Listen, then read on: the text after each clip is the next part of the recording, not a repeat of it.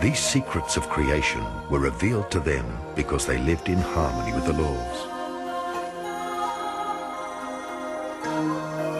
When human beings choose to live in wholeness and in harmony with the purpose of their spirit and soul, this choice opens the doors to a higher perception, and the universal spirit offers the truth of life through divine inspiration.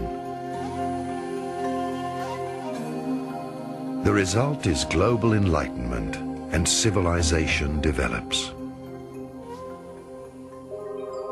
In Atlantis lived the fourth root race, which had reached the pinnacle of its development. Its divinely inspired scientists had acquired the secrets of universal energy. At that time, scientists and divinely inspired masters worked together to draw harmonic technologies out of the spiritual reservoir of the universal Akashic records. For a long time, power and love were united. Human beings did not have an ego separate from the higher self. Humankind experienced a blossoming in all branches of science and in space exploration. Almost all illnesses were curable, and people often lived to a very old age. They had contact with other planets and with outer space human and spiritual beings. The human race living at that time possessed the universal understanding that the planet is a biological living being, and that the planet is a body and its people the cells of that body. People knew neither ownership nor egoism, and they kept their planetary body, the Earth, clean, because they knew that they only had one Earth in common. They could neither sell nor divide it, nor were they allowed to market its water, air, or resources. Everybody had everything they needed. There was no class distinction. There were neither rich nor poor people. They gave to each other and lived in abundance.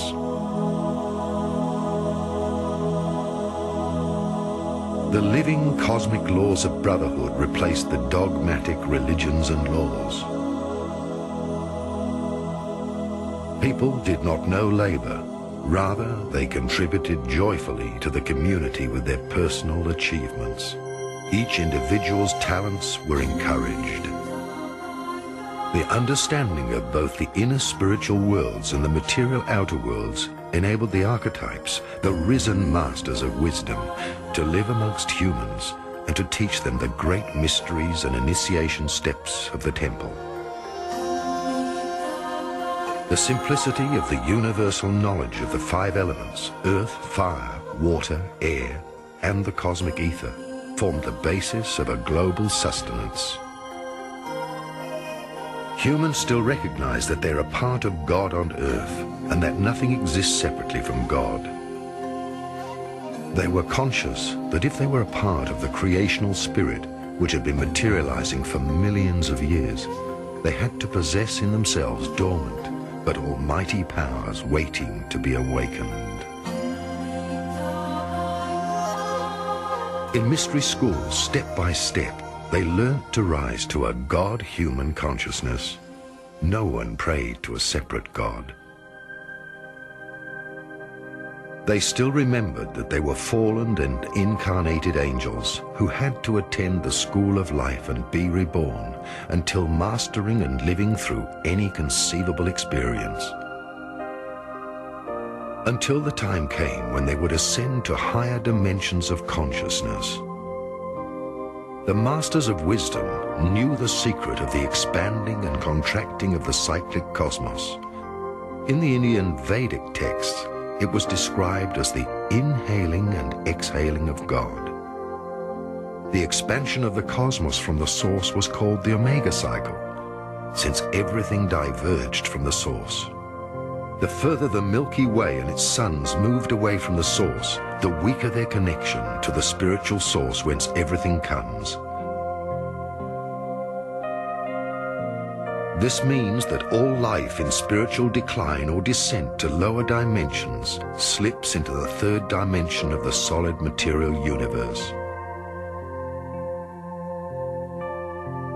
Atlantis and its race were still anchored in the fourth dimension.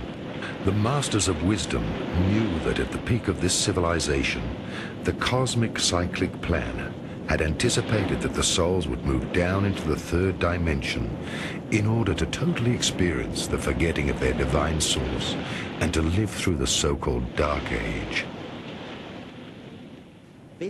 Because if we had precise clues, if there were clues in history books about particular cultures, advanced cultures which were destroyed, then we'd have dates.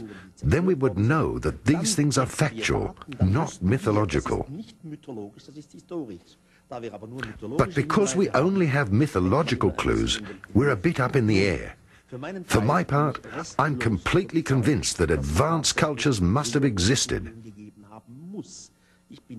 I am convinced because throughout my travels, I filmed and photographed many incredible things on this earth. Amongst them places like Puma and Tuku.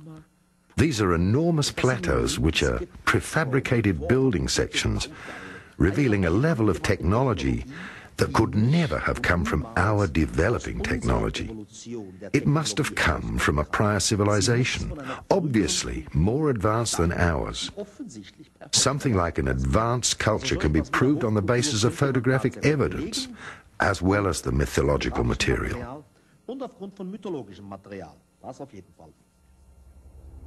So far, human beings had experienced a divinely guided matriarchy. The Dark Age experienced the birth of a patriarchy based on personal human will and saw the origin of the ego. The third dimension was induced by a polar shift. The magnetic web of the Earth was damaged, and entire continents sank in a gigantic oceanic catastrophe. But before this occurred, the Masters of Wisdom brought the knowledge of humankind to safety into the pyramids.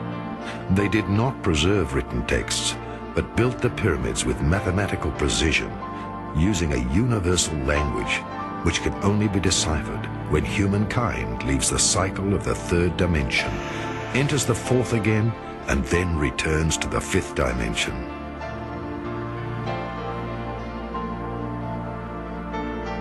The Masters warned the chosen people of a great catastrophe and sent the pupils and the chosen people to safer lands in order to act as light bearers for humanity on its journey of forgetting. Today we still find artifacts and evidence of this incredible civilization, of its spiritual knowledge, of its ancient people and mythology. The Masters also prophesied that they would return after humanity had lived through the Dark Age. Once love, wisdom, and power are reunited, they will come back to establish a new school of wisdom. During this lowest phase, the extraterrestrials with their higher consciousness could only act as observers and guardians of evolution. Some of them left the planet and went back to Venus and the Pleiades.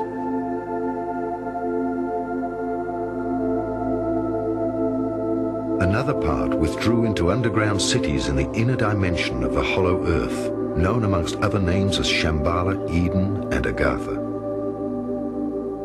Through the polar shift, the outer layer of the earth was negatively polarized, hence the inner world of Agartha, meaning the Garden of Eden, was separated from the outer worlds. In a symbolic sense, the outer human being was driven from paradise. They used time, consciousness, and gravitational barriers to seal the entrance gates of the golden cities.